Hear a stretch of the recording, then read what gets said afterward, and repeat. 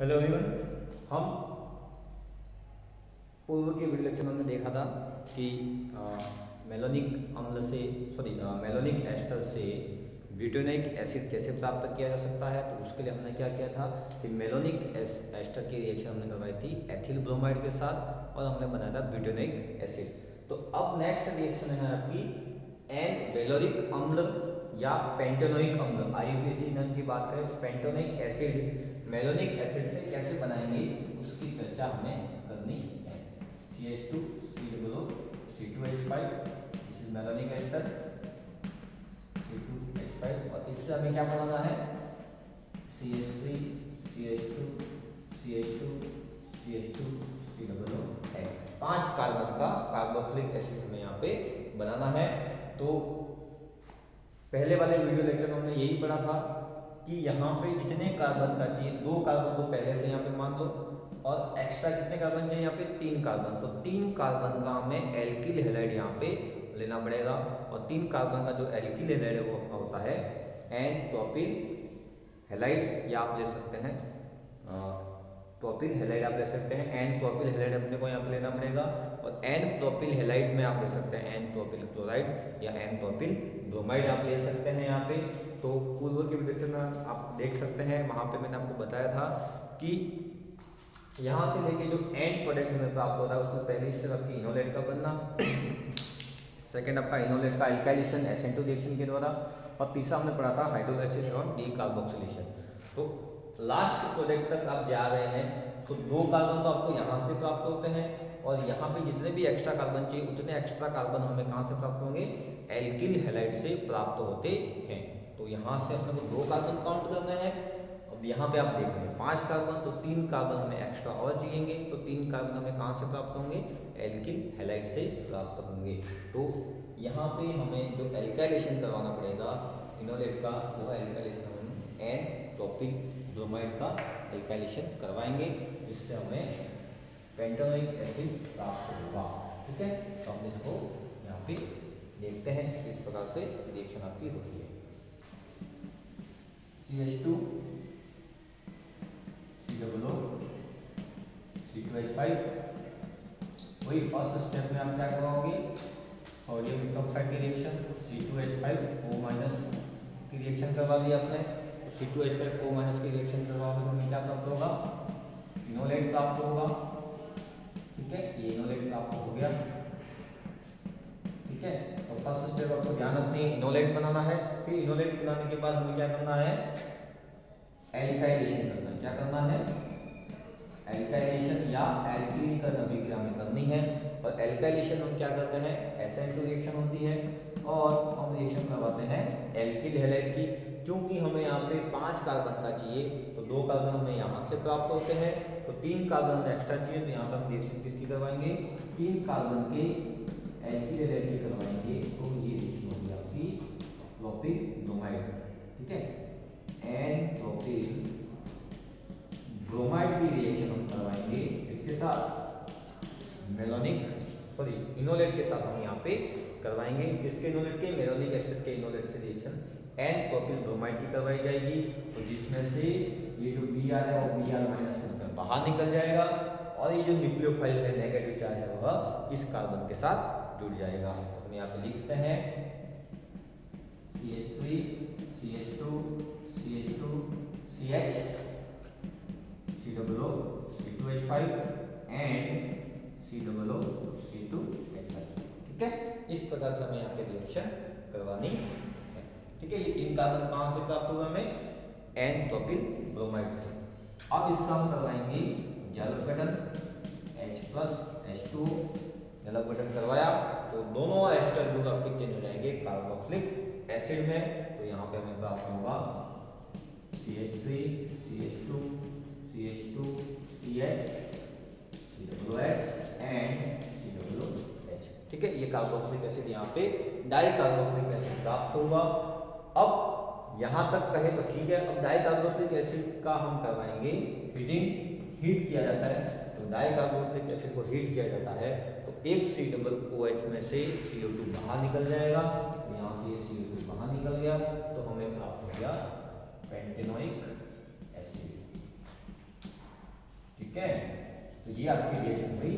Malonic ester से pentanoic acid कैसे प्राप्त कर सकते हैं, हमने पढ़ा। मेलोनिक एस्टर से ब्यूटेनोइक अम्ल कैसे प्राप्त कर सकते हैं। तो मेलोनिक एस्टर की रिएक्शन अगर एथिल ब्रोमाइड के साथ करवाई जाती है तो हमें प्राप्त होता है ब्यूटेनोइक एसिड, ठीक है। एथिल ब्रोमाइड के साथ करवाए तो butanoic acid, N propyl bromide के साथ करवाए तो हमें प्राप्त होता है पेंटेनोइक एसिड।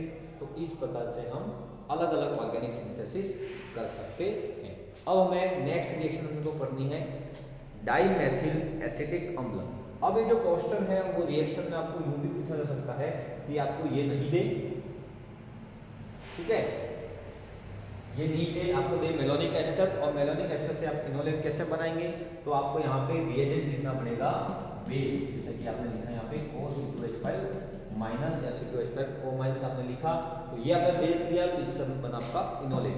फिर आपको पूछा जा सकता है कि इनोलेट से आप ये कैसे बनाओगे, तो आप ओवरऑल रिएक्शन को समझे कि कौन से स्टेप किस प्रकार से प्राप्त हो रही है। तो ये आपका मेलोनिक एस्टर से हमें प्राप्त हुआ इनोलेट, किसके द्वारा, बेस के द्वारा प्राप्त हुआ।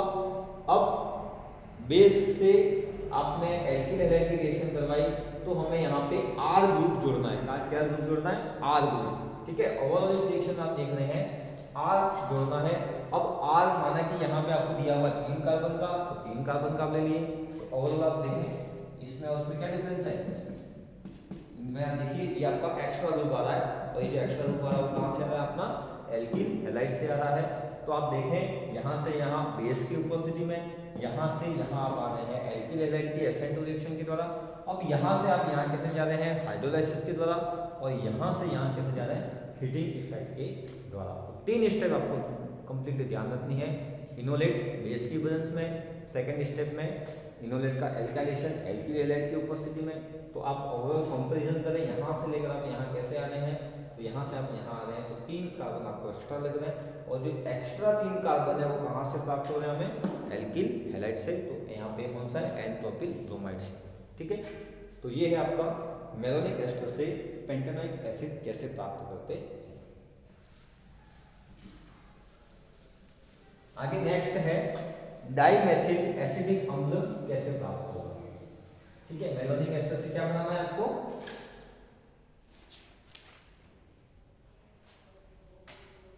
डाइमेथिल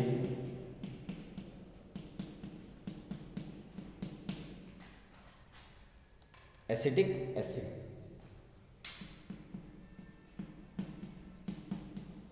पहली बात तो हमें ये समझना होगा कि डाइमेथिल एसिडिक अम्ल क्या होता है। डाइमेथिल एसिडिक अम्ल क्या होता है देखते हैं अपन। CH3, देखो ये तो होता है आपका एसिडिक एसिड, ठीक है। CH3COOH आपका होता है एसिडिक अम्ल। अब ये जो आपका एसिडिक अम्ल है उसके साथ डाइमेथिल, मतलब अपने को 2 मिथाइल ग्रुप और जोड़ देना है, मतलब एक जोड़ दिया यहाँ पे, एक जोड़ दिया यहाँ पे। This is known as the dimethyl acidic अम्ल। ये तो हो गया कॉमन आपका एसिडिक, और 2 मिथाइल ग्रुप आपके और जुड़े हुए हैं, डाइमिथाइल एसिटिक अम्ल हमें जोड़ना है। तो कुल मिला के मेलोनिक एस्टर से हमें जो प्राप्त हो रहा है वो ये कार्बन, ये स्ट्रक्चर प्राप्त होती है। किससे प्राप्त होती है, वो मेलोनिक एस्टर से, और 2 कार्बन आपसे यहाँ पे एक्स्ट्रा हमें जोड़ने हैं। और 2 कार्बन दोनों एक कार्बन का है, तो यहाँ पे रिएक्शन करवानी पड़ेगी हमें मेथिल ब्रोमाइड की या मेथिल आयोडाइड की रिएक्शन हमें यहाँ पे करवानी पड़ेगी, ठीक है। तो देखते हैं। तो फर्स्ट स्टेप ये आपका मेलोनिक एस्टर या डाइथाइल मेलोनेट, ठीक है। रिएक्शन करवाई वही O(C2H5) माइनस की H+ ले लेगा, यहाँ पे प्राप्त होगा इनोलेट CH- C2H5 C2H5। अब रिएक्शन करवाएंगे सेकंड स्टेप में आपकी एल्काइलेशन, हम रिएक्शन करवाएंगे CH3I मेथिल आयोडाइड की रिएक्शन। तो ये I और I- में बाहर निकल जाएगा, ये माइनस जुड़ जाएगा इसके साथ, और हमें प्राप्त होगा CH3CH C2H5 एंड C2H5, ठीक है। अब इसकी वापस हम रिएक्शन करवाएंगे O(C2H5) माइनस से, मतलब बेस के साथ रिएक्शन फिर करवाएंगे।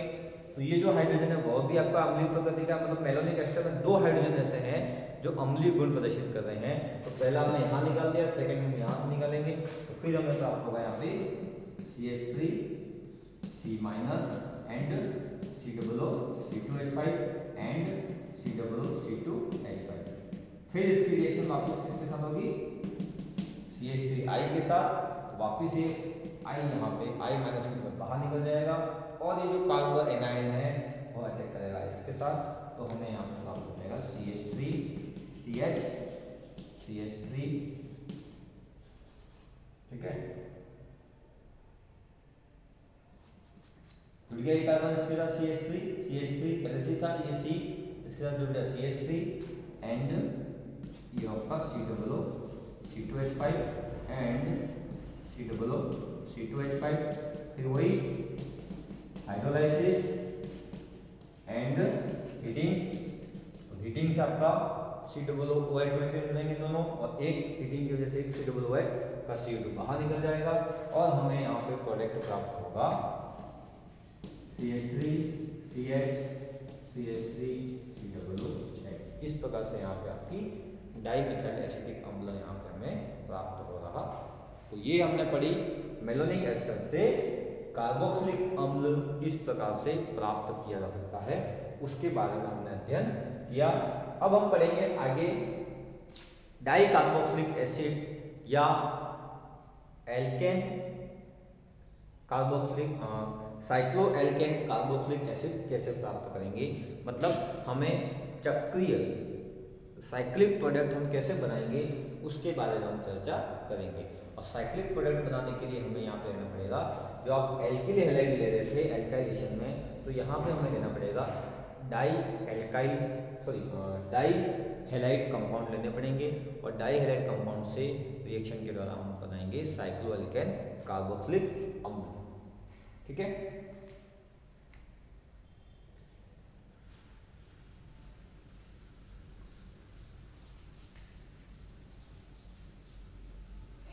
तो alkene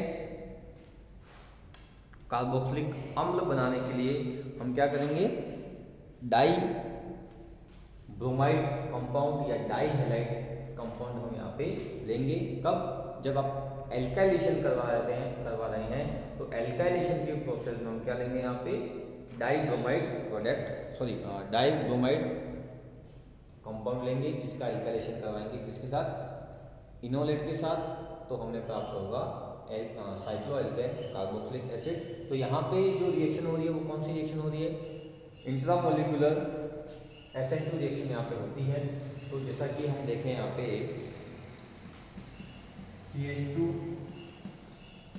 COO C2H5 COO C2H5, first step वही NaO C2H5 मतलब सोडियम एथोक्साइड बेस लेंगे हम। फिर एल्काइलेशन जो करवाना है वो हम ले रहे हैं, जैसा कि हमने ले लिया 1,4 डाइब्रोमो ब्यूटेन हम ले लें, डाइब्रोमाइड कंपाउंड ले लिया हमने सब मिला के, ठीक है। डाइब्रोमाइड कंपाउंड लिया, पहले हम सबसे पहले जो ले रहे थे उसमें केवल हम मोनोहैलाइड ले रहे थे, अब ले लिया डाइब्रोमाइड। तो हमें यहाँ पे इस प्रकार से 5 कार्बन की रिंग प्राप्त होती है। पहले अपन देखते हैं किस प्रकार से होगा, बाद में देखेंगे। पहले अपन देखते हैं क्या होगा यहाँ पे।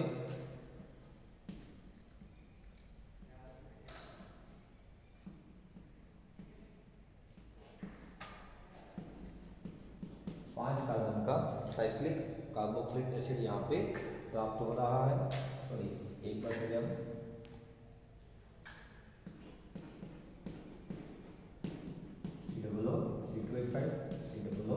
C2H5 फिर इसका वही हाइड्रोलाइसिस एंड हीटिंग हमने किया, तो हमें यहाँ पे प्राप्त होता है साइक्लोपेंटेन कार्बोक्सिलिक एसिड यहाँ पे प्राप्त हो रहा है। ये है आपका एल्केन का साइक्लो एल्केन कार्बोक्सिलिक एसिड यहाँ पे प्राप्त हो रहा है, ठीक है। साइक्लोपेंटेन कार्बोक्सिलिक एसिड यहाँ पे प्राप्त हो रहा।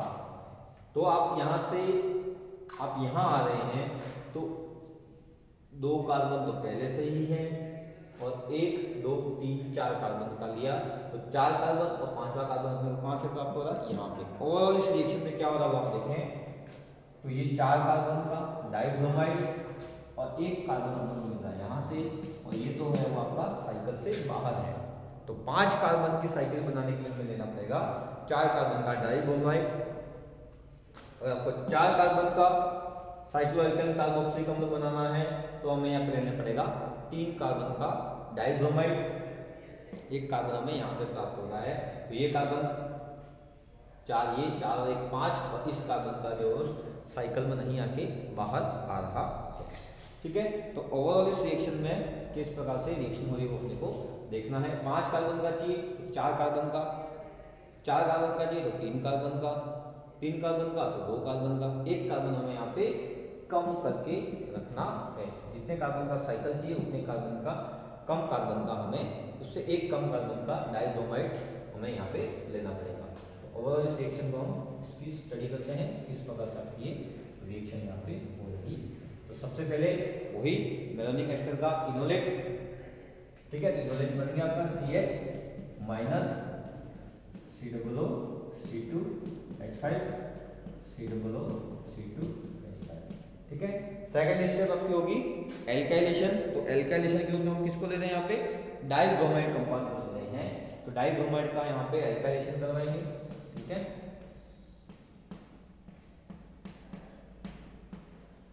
ठीक है, 1,4 डाइब्रोमो ब्यूटेन 1 2 3 4 1,4 क्या नाम है इसका, 1,4 डाइब्रोमो ब्यूटेन, ये इसका आईयूपीएसी नाम। ठीक है, तो 1,4 डाइब्रोमो ब्यूटेन आपने लिया। अब यहाँ पे SN2 रिएक्शन होगी, एक है वो Br माइनस बाहर निकल जाएगा, तो ओवरऑल क्या प्राप्त होगा हमें, CH COO C2H5। ठीक है, इसके साथ हमने ये जोड़ दिया 1 2 3 4 1 2 3 4, और इसके साथ जोड़ दिया हमने ये भी किया।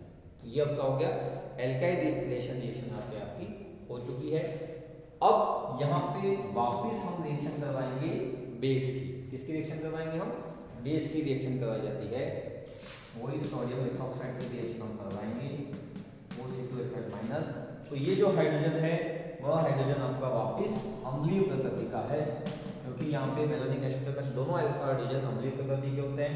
तो ये हाइड्रोजन भी आपका H+ के रूप में बाहर निकल जाता है, और हमें प्राप्त होता है वापस इनोलेट आयन प्राप्त होता है। ठीक है,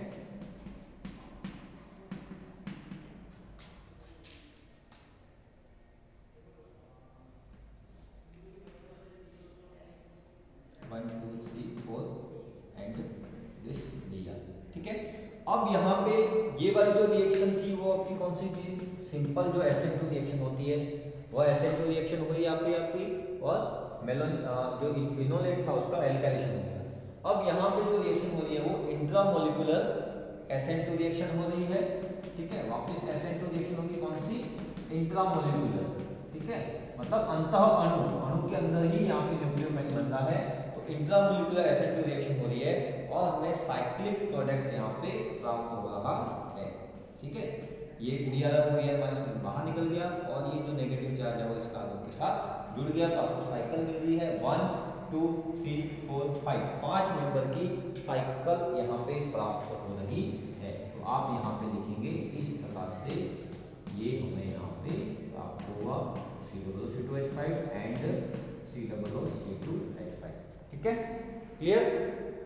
enolate simple reaction, SN2 simple SN2 reaction हुई, एल्काइलेशन हुआ इनोलेट आयन का, फिर वापस यहाँ पे एक Br वापस SN2 रिएक्शन होने की संभावना है, तो ये H वो भी H+ में बाहर निकल जाता है, इनोलेट बना, इनोलेट का यहाँ पे हुआ आपका इंट्रामोलिकुलर SN2 रिएक्शन, और साइक्लिक प्रोडक्ट हमें यहाँ पे प्राप्त हुआ। अब हम करवाएंगे इसका हाइड्रोलाइसिस H+ की उपस्थिति में, और आप देखेंगे कि दोनों एस्टर समूह किसमें चेंज हो जाएंगे आपके, यहाँ पे मैं लिख रहा हूँ, दोनों आपके चेंज हो गए, COOH समूह में आपके चेंज हो गए, COOH एंड COOH और इसको अपन हीट करेंगे, एक समूह है वो आपका बाहर निकल जाएगा और ये हमें प्राप्त हुआ साइक्लोपेंटेन कार्बोक्सिलिक अम्ल यहाँ पे प्राप्त हो रहा है। इससे मेलोनिक एस्टर से साइक्लोपेंटेन कार्बोक्सिलिक अम्ल हमें यहाँ पे प्राप्त हो रहा है।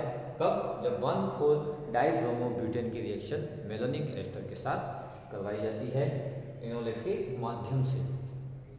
और ये हमने ऑर्गेनिक सिंथेसिस किसके द्वारा करी? इनोलेट के द्वारा हमने ऑर्गेनिक सिंथेसिस करी।